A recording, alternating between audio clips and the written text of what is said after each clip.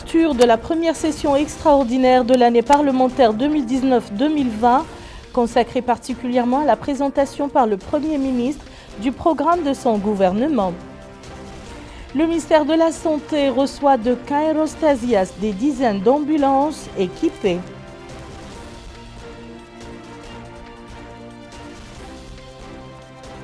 El Mauritania lance la diffusion en HD dans le cadre de sa stratégie de développement.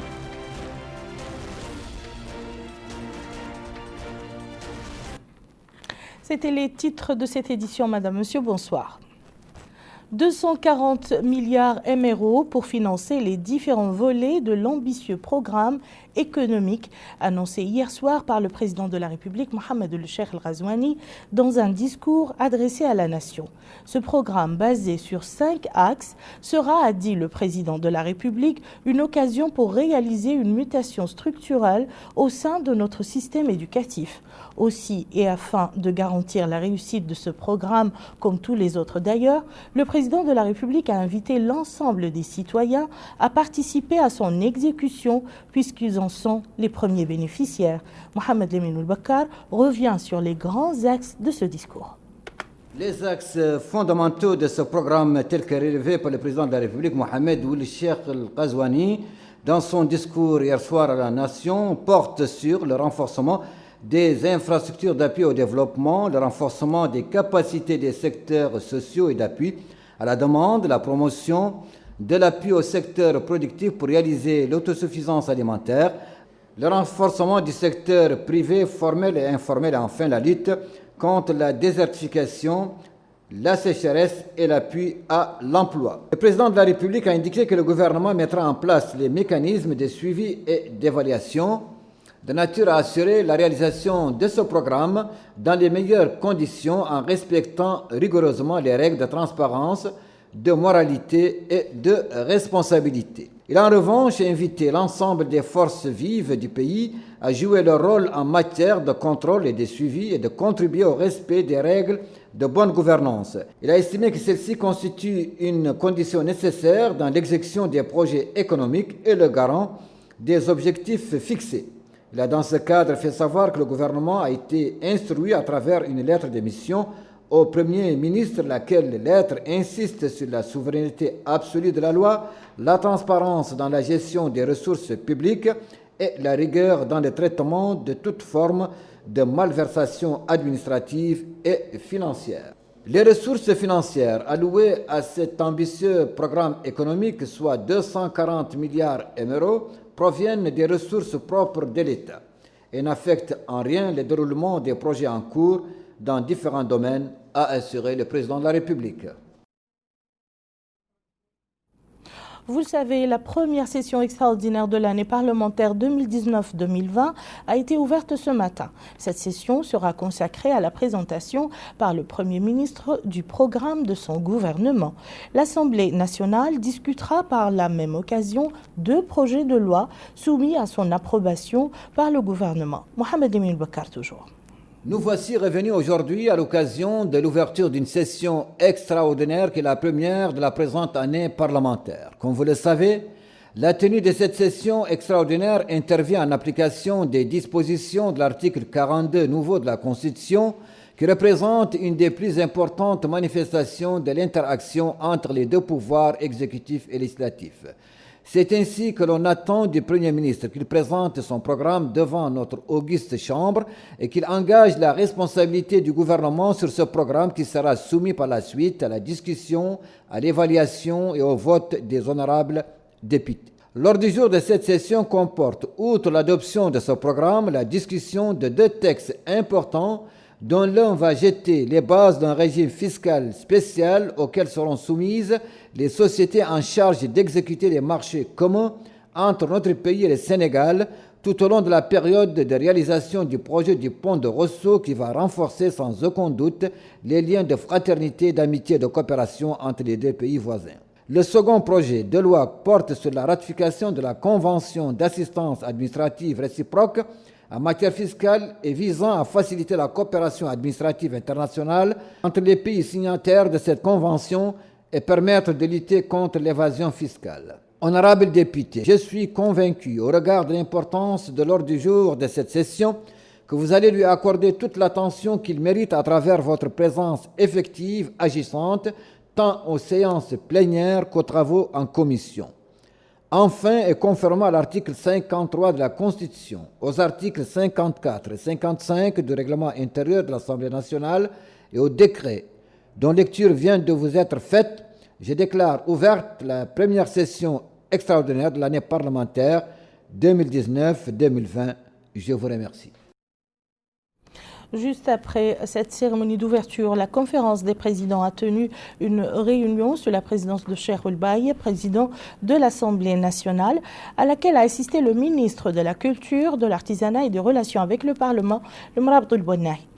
Cette réunion était consacrée à la programmation de la séance plénière, au cours de laquelle le Premier ministre présentera son programme devant l'Assemblée nationale.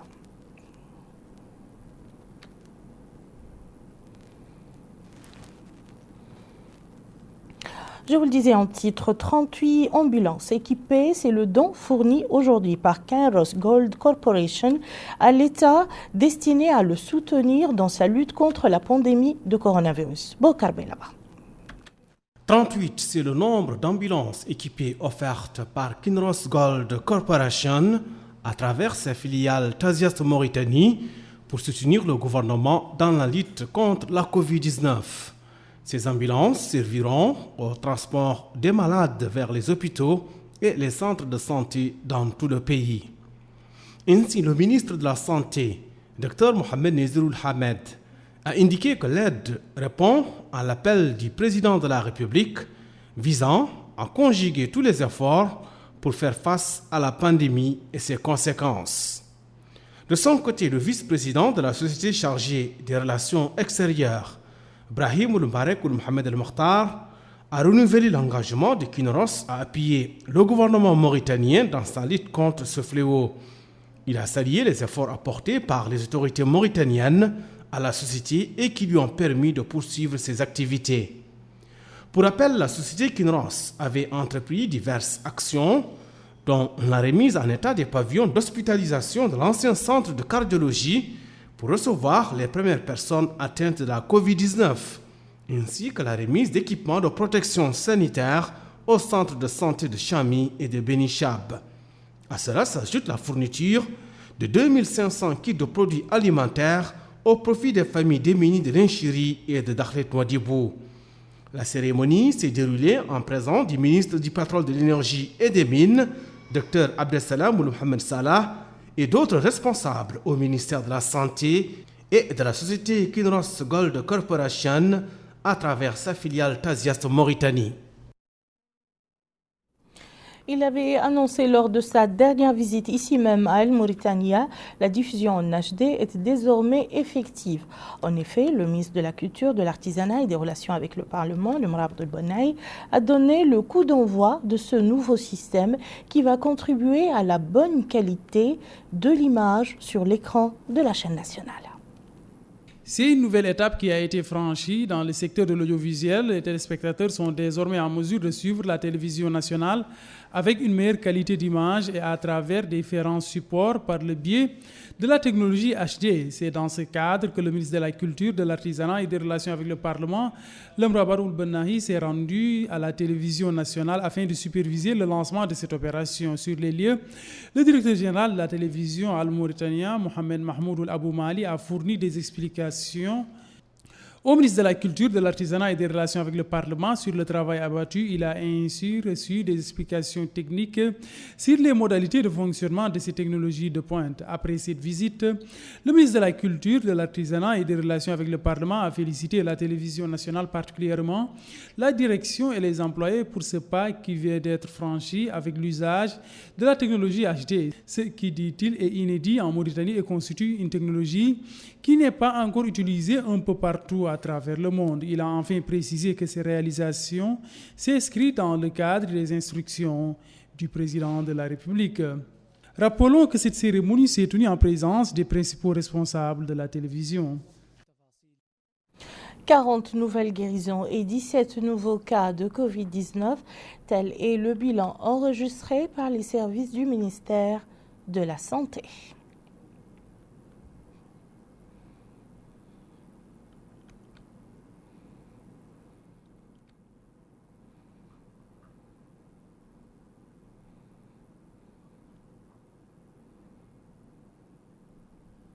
Et nous allons à présent découvrir les auteurs de pluies enregistrées durant ces dernières 24 heures.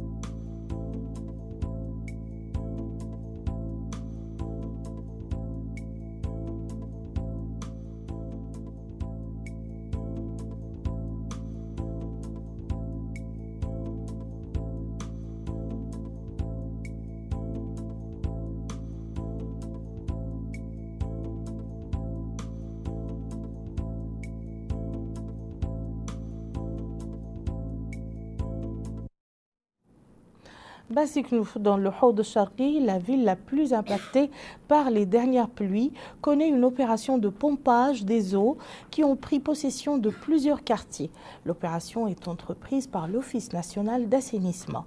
Plus de précisions avec Abdullah Damabar. L'opération de réhabilitation des quartiers qui ont subi les intempéries pluviométriques se poursuit à Bassiknou suite aux récentes pluies. Cette ville a fait l'objet d'inondations qui ont été à l'origine de dégâts sur les lieux. Les autorités sont en pied d'œuvre afin de venir en aide à ces populations sinistrées. Ainsi, des digues de protection ont été érigées en plus d'installations qui ont été mises en place pour évacuer les eaux de pluie.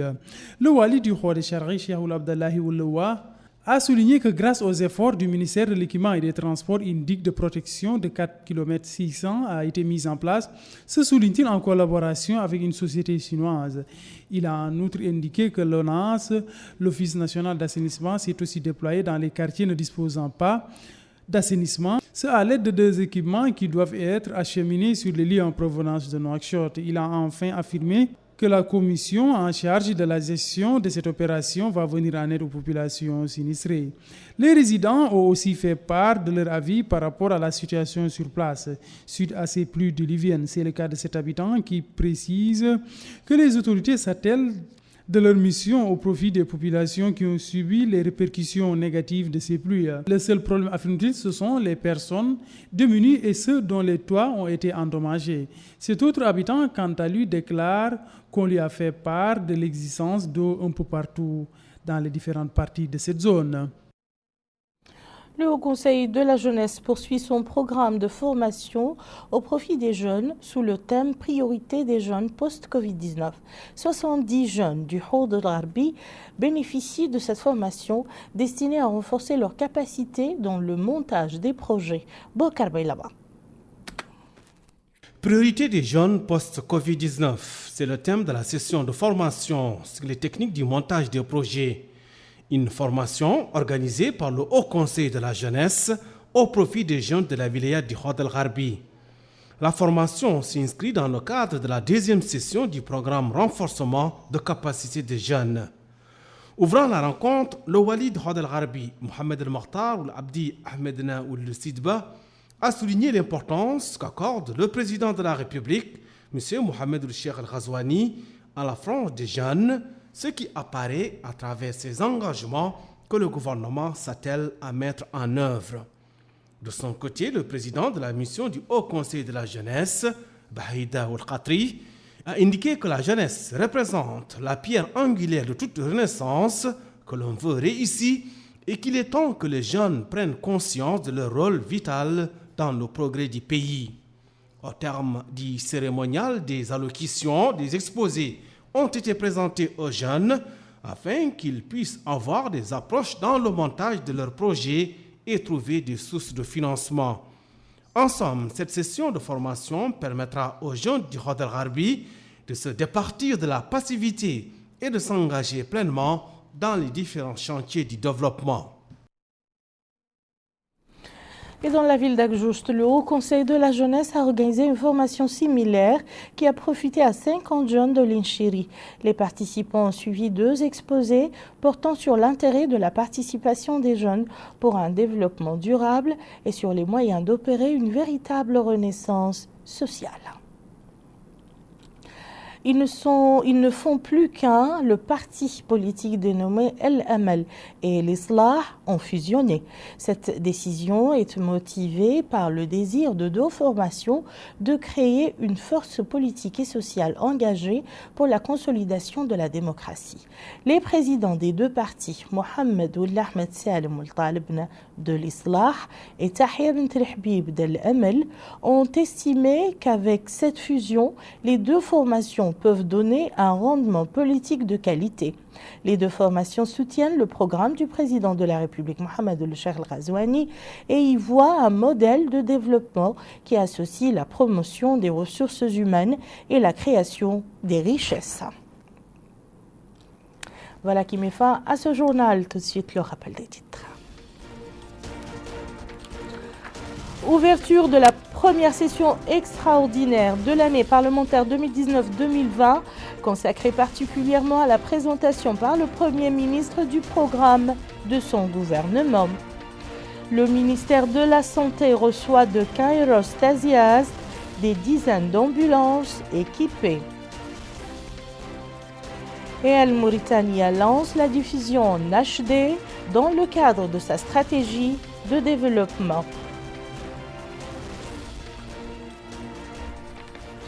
Merci, madame, monsieur, de nous avoir suivis. À très bientôt, Inch'Allah.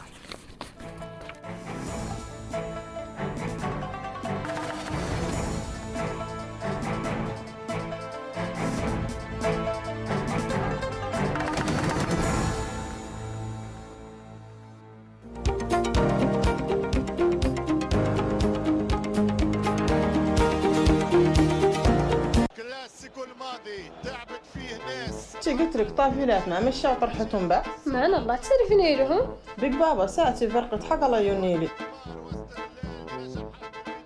شبات تمشي فوق هالفكرة يسمعوا الطافيلات كاملات بيك بابا كونكشن هي فارقة حق الله يونيلي ترك هي يونيلي هذا الشيء اللي معنا انا بعد نبقى نفهم يونيلي خدمة جديدة الماتيل تمشي منها الدقائق وكونكشن لجميع ارقام ماتيل. Pour l'activation, tu composes étoile 139 dièse. Tu choisis entre minutes ou Internet. Tu rentres le numéro du bénéficiaire. Tu rentres le nombre de minutes ou d'Internet que tu veux envoyer. Et c'est tout. Tu peux aussi le faire à travers l'application mobile MyMatel. Oh bon? زين حتى تبارك الله. بيك بابا قلت لك. مويني. تمارك أنا لا كنت نصورك كانك تتقدم. Matel, la vie connectée. Vous voulez un forfait où vous trouverez tous vos besoins pour appeler vos amis et vos proches tout en restant connecté? Envoyer des SMS ou appeler à l'étranger? C'est maintenant possible grâce au nouveau forfait Gratikelchi de Moritel. Gratikelchi, il y a Kelchi dedans. Appel en national et à l'international. Internet et SMS, tout cela en même temps et dans le même forfait. À chaque utilisation, votre forfait est actualisé pour que vous continuiez à profiter de tous les avantages. Activez Gratikelchi en composant étoile 1, 2, 3, étoile, un code de recharge de 10 à 100 gigas, étoile 9 dièse. Moritel, un monde nouveau vous appartient. عبيك يا أخي تعود تسخي شوي حضني من التمر مدالي عنا وكلو. السلام عليكم. سخى لا شاورما تشيل وهاي تمر عنده نفس الطعم ما بتغير في الشيء. Maintenant chez Mattel, vivez la générosité avec les offres Nejma. Exemple, avec Nejma 3, Bénéficiez de 500 mégas d'internet plus 30 minutes d'appel valable 7 jours à 50 ouguiya nouvelles seulement. Pour activer cette offre, entrez le numéro de la recharge suivi de Nejma 3 ou demandez l'offre directement chez votre revendeur Machili. Avec Nejma de Mattel, vivez la générosité. Mattel, la vie connectée. Découvrez le nouveau catalogue Internet illimité de Mattel et connectez-vous sans limite de minuit à midi. Tapez étoile 150 dièse et choisissez le forfait qui vous convient. 1 heure d'Internet illimité à 10 ouguiya nouvelles, 3 heures d'Internet illimité à 20 ouguiya nouvelles ou 5 heures d'Internet illimité à 30 ouguiya nouvelles. Avec le nouveau catalogue Internet de Mattel, connectez-vous sans compter. Mattel, la vie connectée.